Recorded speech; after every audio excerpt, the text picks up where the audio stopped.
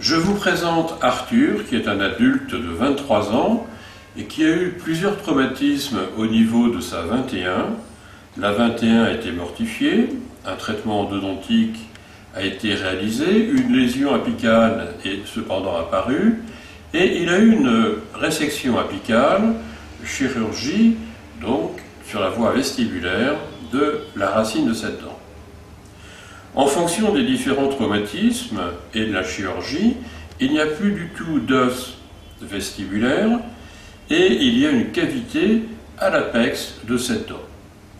On va donc extraire cette dent qui est perdue et pour favoriser la régénération osseuse, pour l'optimiser, on va traiter le patient en lui mettant une greffe épithylo-conjonctive vestibulaire qui va espacer la gencive vestibulaire. On va traiter aussi qu'une greffe épithylo-conjonctive qui va boucher l'alvéole pour protéger le caillot.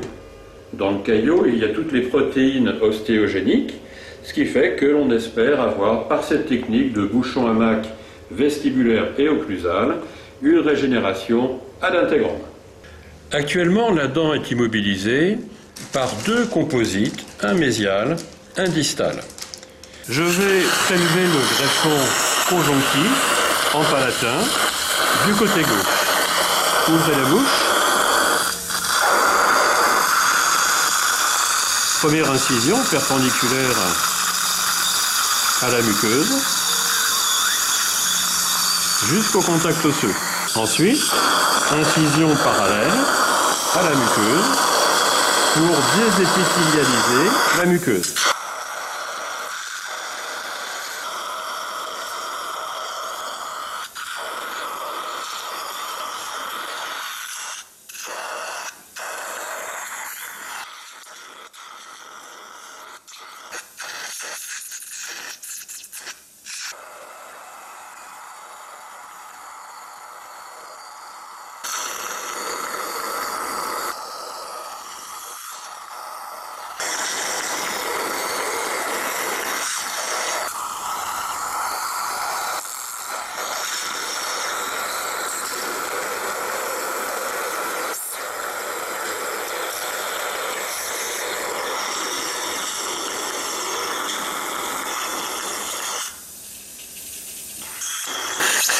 Le greffon conjonctif a été prélevé.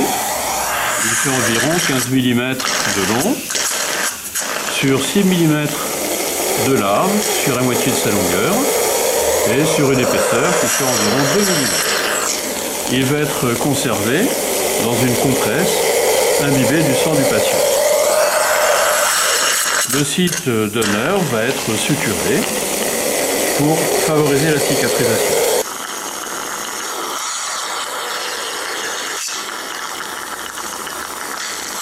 Le palais a été suturé par des sutures continues suspendues qui appliquent le volet muqueux. Procéder à l'extraction de la 21. On commence par une incision intracirculaire avec une lame 15.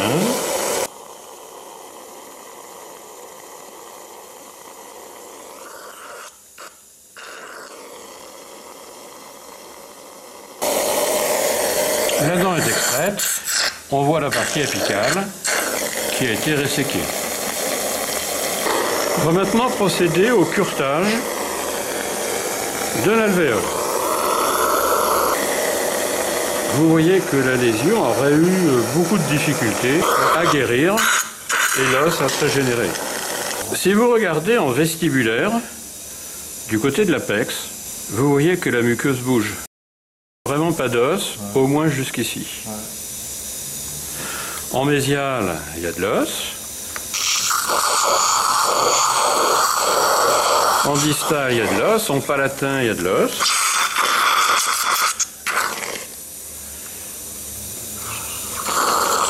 Je vais positionner la sonde sur le rebord osseux vestibulaire. Et là, je suis à 17 mm. Le prélèvement du greffon conjonctif a été fait. Maintenant, on va faire un lambeau d'épaisseur totale pour supprimer décaler le lambeau vestibulaire. Incision intrasulculaire au niveau de la 11. Incision intrasulculaire aussi au niveau de la 22. Avec un écolleur particulièrement fin, je récline extrêmement minutieusement ce lambeau vestibulaire. Je dissèque le frein.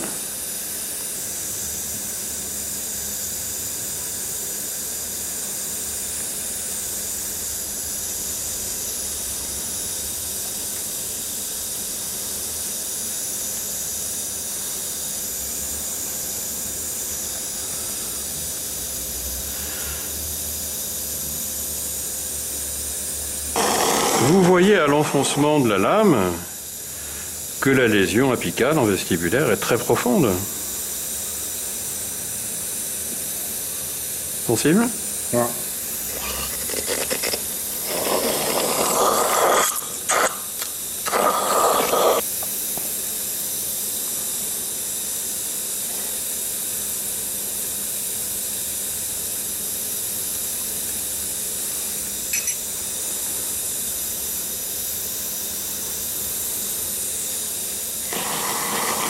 On peut visualiser l'alvéole et la fonte quasi totale de l'os vestibulaire. On va maintenant positionner, suturer, tendre le conjonctif vestibulaire.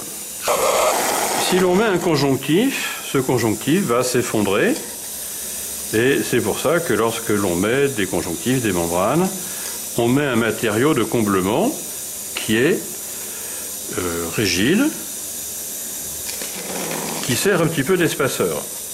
Là, l'espaceur, on va le créer avec un fil de suture.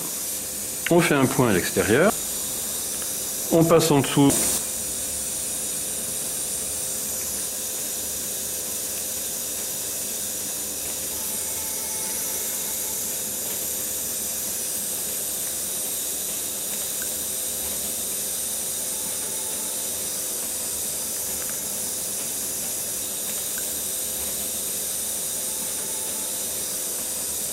Voilà, vous avez déjà un premier fil qui est passé en vestibulaire et qui empêche l'effondrement du lambeau vestibulaire. Toujours avec ce fil, on va tendre le greffon conjonctif. Donc on repique sous le lambeau.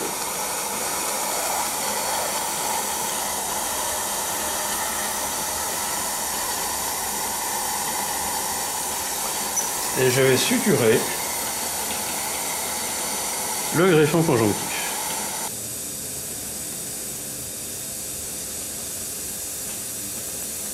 J'ai suturé l'extrémité gauche du greffon.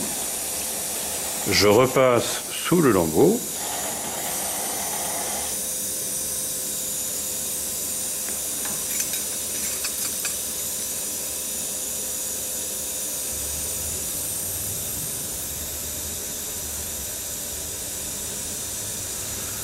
Positionne et en tractant le fil, donc le conjonctif, je positionne en distal le greffon. Je vais faire de même du côté droit pour tracter le greffon en mésial.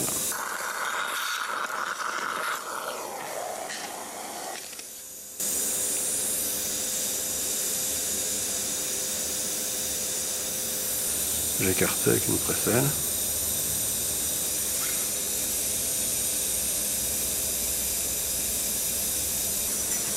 Maintenant, je saisis le greffon.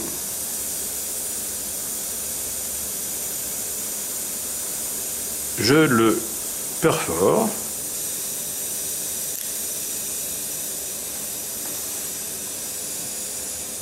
Je repasse sous le lambeau. Et je ressors du côté droit entre 11 et 12.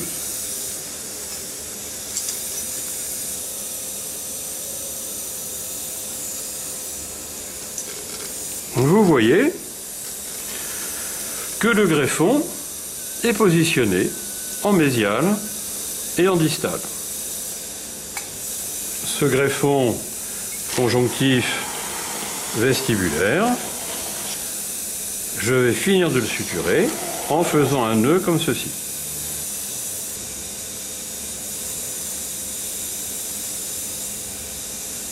Voilà.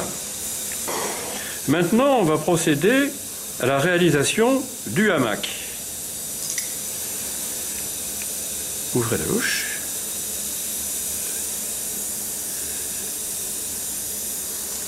On va faire quelques allers-retours, palatin, vestibulaire, vestibulaire, palatin, de façon à positionner un greffon sur le hamac qui a été fait par les différents allers-retours.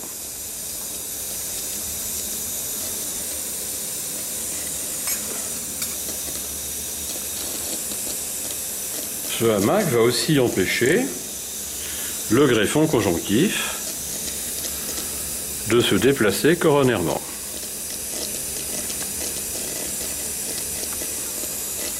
Ouvre.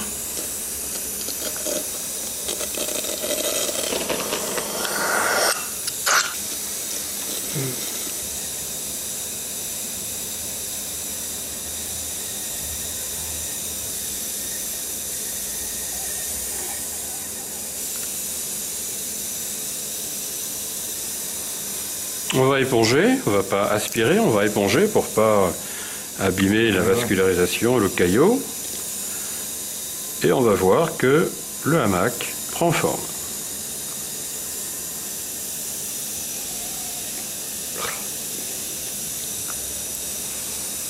Voilà, le hamac est réalisé. Il y a eu 4 passages de fil, vestibulo-palatin et palatin-vestibulaire. On va donc délicatement éponger et on va voir les fils du hamac. Vous voyez, le hamac qui est situé ici et qui empêchera donc le greffon de s'enfoncer. Alors, on va prendre un greffon épithélo-conjonctif. Si l'on mesure l'alvéole, en voulant augmenter l'alvéole, on arrive environ à 9 mm de long sur 6 de large. Ouvrez grand. On va donc prélever toute cette partie-là du palais.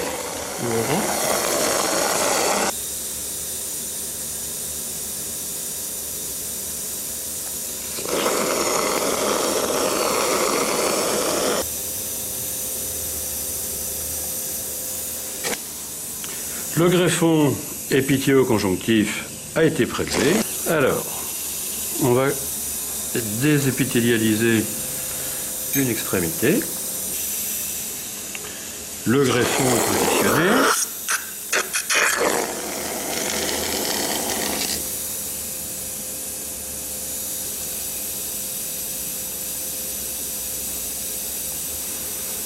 Et le greffon s'appuie sur le hamac. Vous voyez, le greffon ne peut pas rentrer dans l'alvéole, il est bloqué par le hamac. La dimension du greffon permet de maintenir la dimension vestibulo-palatine au niveau de la fermeture de l'alvéole. Le greffon n'est pas suturé, il est simplement immobilisé par les sutures. Et là, je vais faire un matelassier vertical au niveau de la papille vestibulaire entre 21 et 22.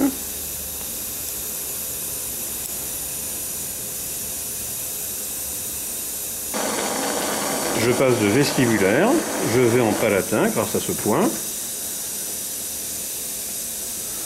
Je croise pour avoir une double suture en vestibulaire. Et entre la 11 et la 21, je vais faire comme je l'ai fait entre la 21 et la 22, un matelassier vertical au niveau de la papille. Le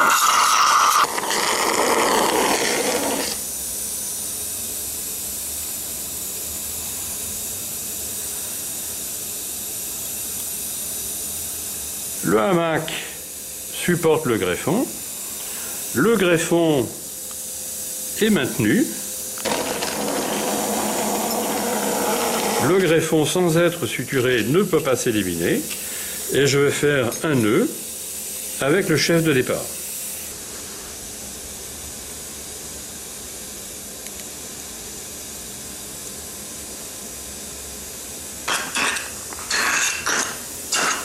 Les sutures sont réalisées. Vous voyez que par rapport à l'alvéole, la fermeture est à l'intégrome. Ce n'est pas une fermeture horizontale, c'est une fermeture oblique, comme l'était le rebord de la gencive en vestibulaire et en palatin, comme ces bords gingivaux sont situés au niveau de la 11 en vestibulaire et en palatin. On ne cherche pas à surcombler, à surcontourer. On optimise la régénération osseuse, on laisse le caillot agir tranquillement. Dans 15 jours, on retire des fils qui sont résorbables. Et en attendant, le patient va porter un petit appareil amovible d'une dent. Si vous regardez attentivement, je viens de poser l'appareil. Le bord marginal de la 21 est plus apical que celui de la 11. Donc on va retirer bien sûr la prothèse et on va raccourcir d'au moins 2-3 mm. D'ailleurs, le prothésiste avait marqué ici une fausse résine, une fausse gencive, donc on va éliminer. Le contour de l'appareil, un palais entier pour une dent, ça paraît un peu disproportionné. Ça ne l'est pas parce que, d'une part, l'appareil remplace la dent manquante, mais surtout l'appareil protège le palais au niveau du site d'honneur, essentiellement du côté gauche du patient. Le prothésiste avait galbé l'intrado correspondant à la dent absente pour boucher, pour occuper l'alvéole. Bien évidemment, je supprime cette hypercorrection parce que je préfère laisser un vide pour que le caillot ne soit pas comprimé. Donc je retire au niveau de l'intrado et je raccourcis beaucoup, même si c'est un petit peu inesthétique et même si le patient va un petit peu se plaindre de cette esthétique, je fais ça pour protéger le caillot. Je positionne l'appareil, le palais est positionné, j'appuie, et là, tout se passe bien. Je n'ai plus de compression au niveau de la muqueuse. Le patient va rester avec cet appareil, ou un autre, mais avec un provisoire pendant 6 mois. 3 mois de régénération post-extractionnelle et 3 mois d'ostéo-intégration. Comme vous avez pu constater, je n'ai pas mis de matériau de comblement, je n'ai pas mis de membrane et je n'ai pas mis de conjonctif sur une membrane. L'intérêt de cette intervention, c'est de préserver le matériau ostéogénique. Et le seul matériau ostéogénique, c'est le caillot qui contient toutes les protéines ostéogéniques, tout matériau étant ostéo-toléré. Je n'ai pas mis de membrane, car lorsqu'on met une membrane, il faut décoller un lambeau, ce qui provoque une alvéolise osseuse. La membrane doit être résorbée, ce qui provoque des cycles clastiques, donc inflammatoires, qui peuvent perturber la régénération osseuse. Le meilleur matériau, la meilleure membrane, c'est la membrane, soit conjonctive, bien entendu, du patient, soit épithélo-conjonctive du patient. Est-ce que je vais avoir un aussi bon résultat qu'avec comblement et membrane? Je pense que j'aurai un bien meilleur résultat, et sur mon expérience quotidienne, j'ai un bien meilleur résultat avec cette technique qu'avec matériaux de comblement. Certains matériaux sont non résorbables, genre porcelaine, céramique, et les cellules ostéogéniques, les cellules du caillot, se situent entre ces éléments de comblement. Donc, éliminant ces éléments de comblement qui ne servent que d'échafaudage, je multiplie par 5, par 10, les cellules ostéogéniques, c'est-à-dire les éléments du caillot. Nous sommes 15 jours post-opératoire. L'hygiène du patient a été excellente, il y a très peu de plaques sur les fils, et on voit que par rapport à l'appareil amovible, il n'y a pas de fonte tissulaire, il y a vraisemblablement un petit espace d'1 millimètre, voire 2 mm en distal, mais il n'y a pas d'effondrement vestibulaire et il n'y a pas de fistulisation de la muqueuse dans la région apicale, là où il n'y avait plus d'os au niveau de l'ancienne résection apicale. Pouvez-vous nous dire comment étaient les suites post-opératoires? Quel était votre vécu les jours qui ont suivi l'intervention? Alors le premier jour, j'ai eu très mal. Après, avec la prise de médicaments, ça allait beaucoup mieux. Et les jours qui suivaient, c'était au moment de quand je parlais ou le fait de sourire qui pouvait me faire mal parce que j'avais l'impression que ça tendait la gencive avec les poings, mais sinon rien de particulier. Le patient a très bien cicatrisé et on peut voir au palais que la cicatrisation s'est faite de première intention et il n'y a pas eu de nécrose tissulaire. On va maintenant retirer les poings. 15 jours après la chirurgie, on voit qu'effectivement le palais a très bien cicatrisé. Maintenant, on va retirer les fils de suture au niveau du bouchon à mac. Le patient a très bien cicatrisé. Vous vous souvenez qu'il n'y avait plus du tout d'os en vestibulaire jusqu'à l'apex et même au-delà de l'apex. Il est très intéressant de constater que les papilles ne sont absolument pas nécrosées. Il n'y a aucune fonte papillaire et je pense que l'esthétique de ce patient sera optimum. Au centre de l'alvéole, légèrement vestibulaire, vous voyez qu'il y a une concavité. Cette concavité est due au fait qu'il y a un retard de cicatrisation dans la partie centrale et coronaire de l'alvéole. Si on avait mis un comblement, si on avait mis une membrane, cette concavité aurait été encore plus importante, car le meilleur comblement, c'est l'os du patient, c'est donc son caillot, et la meilleure membrane, c'est sa gencive. Je repositionne l'appareil amovible. Vous voyez que l'appareil n'appuie pas sur les papilles. On objective un petit peu la concavité, mais il faut constater que cet appareil, la 21, est plus courte que la 11. Si la 11 était aussi courte que la 21, il y aurait le même espace.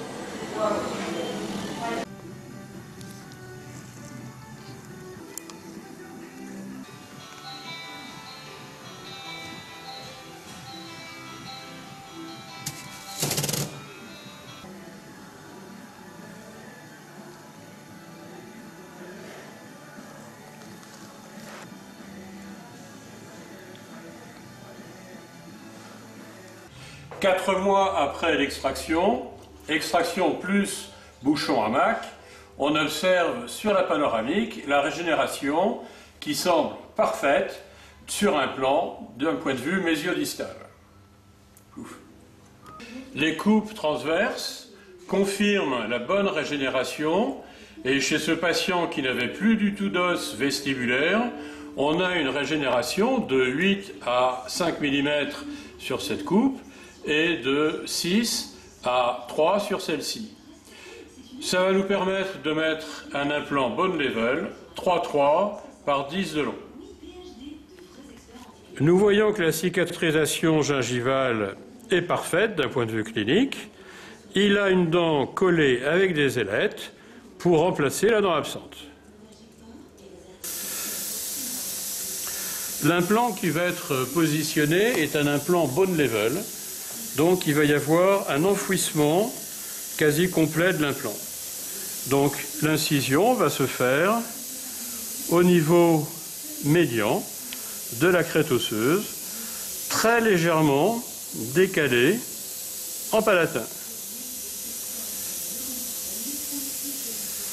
Cette incision se fait jusqu'au tissu dur, bien entendu.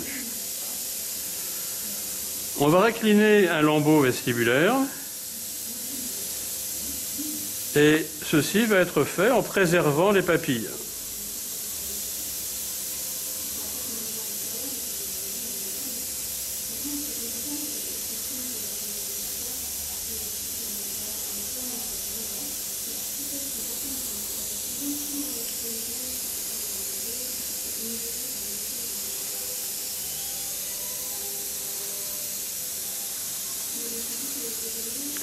un lambeau vestibulaire de pleine épaisseur et décollé.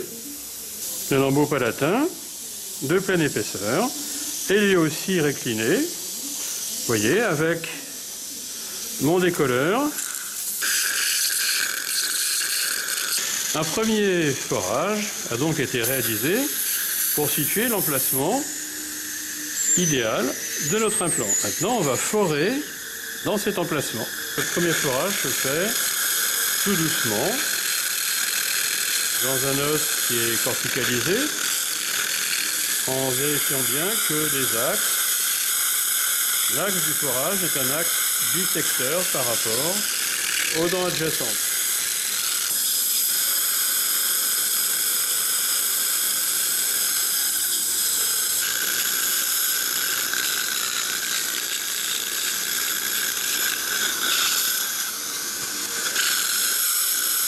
Maintenant, on a foré, on a utilisé le récupérateur et on va voir la quantité d'os dont on dispose.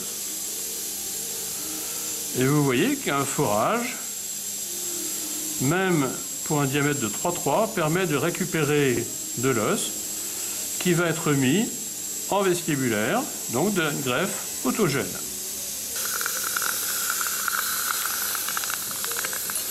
L'implant est bien positionné.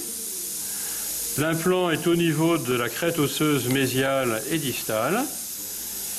Il y a très légèrement une petite déhiscence vestibulaire et palatine qui va être corrigée par la greffe de coagulum qu'on a obtenue par le forage. La vis de cicatrisation est donc vissée sur l'implant. L'implant est bien immobile. Il y a une très bonne immobilisation primaire. On va commencer les sutures et quand les sutures seront commencées, on mettra le coagulum. Voilà comment le lambeau va être positionné. Légèrement apicalisé en vestibulaire, de l'épaisseur de la vis de cicatrisation. J'ai suturé le lambeau en mésial, ce qui fait que le lambeau est prépositionné. Maintenant, je peux délicatement écarter le lambeau, voir la zone que je vais greffer et refermer.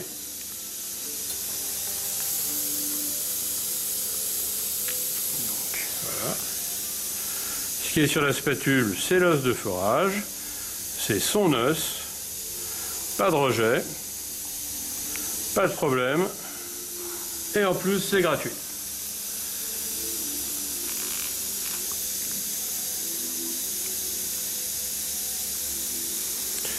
Voilà, je positionne le lambeau comme ceci.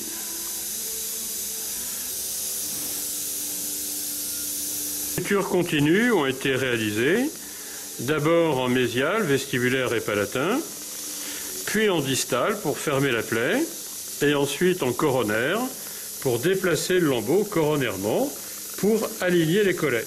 Vous voyez, après repositionnement de la dent qui va être collée, que la gencive ne s'est pas du tout déplacée pendant l'intervention. Au contraire, cette gencive est un petit peu plus épaisse et descendue, ce qui nous permettra d'avoir un meilleur rendu esthétique. À 7 mois, je revois le patient avec la dent provisoire qui a été réalisée par le correspondant. Au niveau des papilles, le contrat est maintenu puisque le bord des papilles est aligné sur le bord des papilles adjacentes. Le bord vestibulaire de la gencive est aligné au niveau du bord vestibulaire des dents adjacentes et on devait avoir suffisamment d'os pour mettre un implant, ce qui a été fait. Le résultat de cette technique est donc tout à fait satisfaisant.